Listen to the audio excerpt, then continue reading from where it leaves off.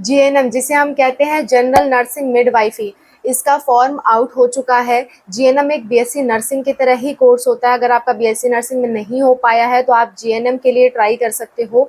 GNM उससे कम cut off जाती है, बीएससी नर्सिंग से काफ़ी कम कट ऑफ होती है जीएनएम की, और इसका सिलेबस भी ईजी होता है। तो जीएनएम का जो कोर्स है उसके लिए एप्लीकेशन फॉर्म आउट कर दिया गया है अटल बिहारी वाजपेयी मेडिकल यूनिवर्सिटी द्वारा। इसके थ्रू आप अच्छे से कॉलेजेस में जीएनएम का कोर्स कर सकते हो।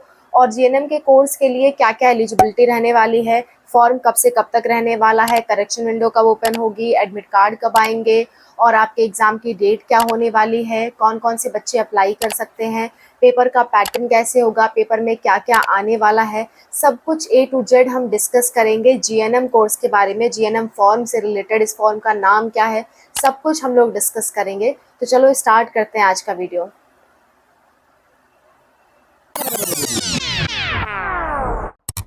Hello everyone, welcome to Spark Up classes. This is Suman Yadav.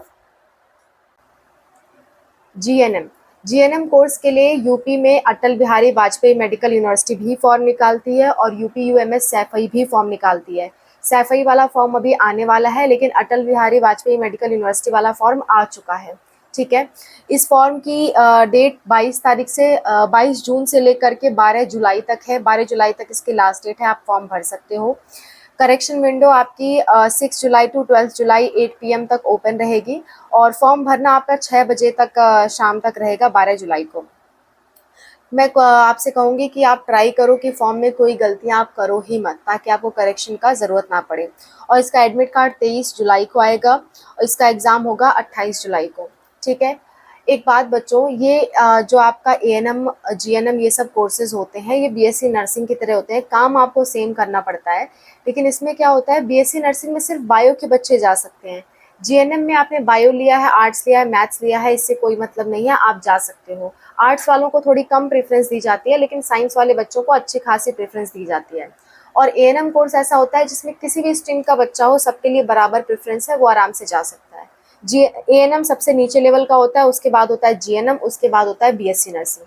तो अगर आपका बीएससी नर्सिंग में नहीं हो पाया तो आपके लिए जीएनएम भी अच्छा कोर्स है, आप जीएनएम में भी ट्राई कर सकते हो।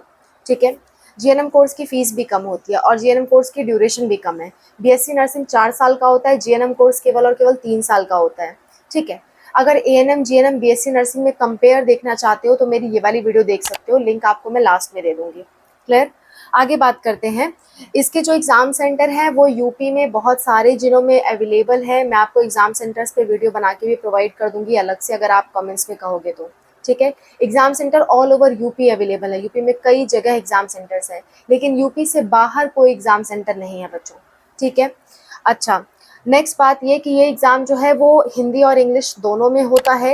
एग्ज़ाम आपका 11 बजे सुबह से स्टार्ट होता है और 1 बजे दोपहर तक चलता है। एग्ज़ाम यानी कि 120 मिनट का होता है, और आपको एग्ज़ाम में एंट्री के लिए 10:15 तक लास्ट डेट होती है। तो मैं कहूँगी आप 9:30-10 बजे तक आराम से पहुँच जाना एग्ज़ाम में। ठीक है, एग्ज़ाम फॉर्म की जो फ़ीस है वो 2,000 रुपये लगती है SC ST PWD के लिए, और 3,000 लगती है जनरल EWS और OBC के लिए। ठीक है, इस फॉर्म में आपकी मिनिमम एज 17 साल होनी चाहिए।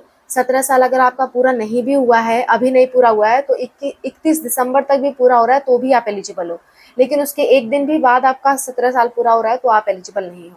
ठीक है, नेक्स्ट बात कर लेते हैं अदर एलिजिबिलिटी की। आपका 10+12 पास होना चाहिए, यानी 12 पास होना चाहिए आपका, और 12 में इंग्लिश सब्जेक्ट होना ज़रूरी है। आप भले ही हिंदी मीडियम से पढ़े हो, लेकिन हिंदी मीडियम वाले बच्चों का भी सब्जेक्ट में इंग्लिश सब्जेक्ट जरूर रहता है।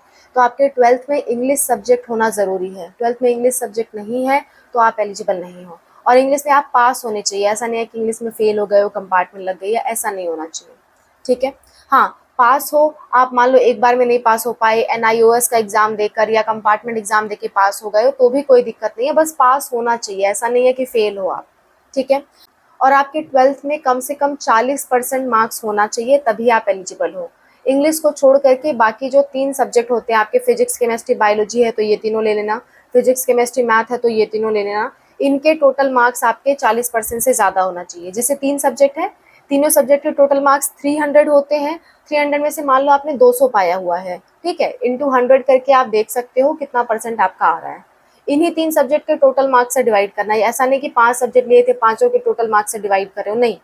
3 सब्जेक्ट का मार्क्स जोड़ना जितना आप पाए हो और बाई 300 कर देना इंटू 100। आपका 40% से ऊपर आना चाहिए, तभी आप एलिजिबल हो।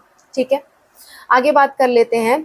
इसमें आपका एक और क्राइटेरिया, अगर आपने एएनएम कर रखा है और एएनएम में भी आप पास आउट हो तो भी जीएनएम के लिए आप एलिजिबल हो। मान लेते हो कुछ बच्चों का 40% से नीचे होता है, तो वो लोग जीएनएम में डायरेक्ट नहीं जा सकते, उन्हें पहले एएनएम करना पड़ेगा, फिर वो जीएनएम में जा सकते हैं। ठीक है, नेक्स्ट बात ये है कि डॉक्यूमेंट्स में आपके नॉर्मल डॉक्यूमेंट्स लगते हैं। 10th-12th की मार्कशीट की आपको कॉपी अपलोड करनी होती है, फोटो, सिग्नेचर, आपका कास्ट सर्टिफिकेट, यही सब लगता है। ठीक है, नेक्स्ट बात करते हैं इसके पेपर पैटर्न की। तो पेपर में टोटल 100 क्वेश्चन आते हैं, 100 क्वेश्चन आते हैं। एक क्वेश्चन 1 नंबर का होता है और इसमें कोई भी नेगेटिव मार्किंग नहीं है, ये आपके लिए बहुत अच्छी बात है।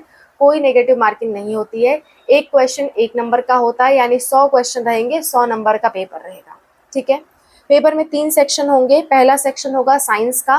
क्लास 10th लेवल की साइंस पूछी जाती है, बहुत ही आसान साइंस पूछी जाती है, तो आपको परेशान होने की ज़रूरत नहीं है। आप मैथ से हो, बायो से हो, दोनों बच्चे इसे दे सकते हैं, आर्ट वाले बच्चे भी इसे दे सकते हैं।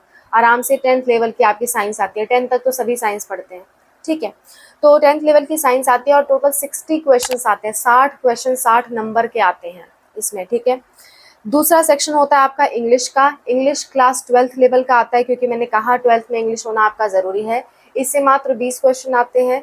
ठीक है, नेक्स्ट आपका जीके होता है। जीके भी 12th लेवल का आता है। 12th लेवल कहने का मतलब कि ठीक ठाक जीके आएगा, बहुत टफ भी नहीं, बहुत ईजी भी नहीं।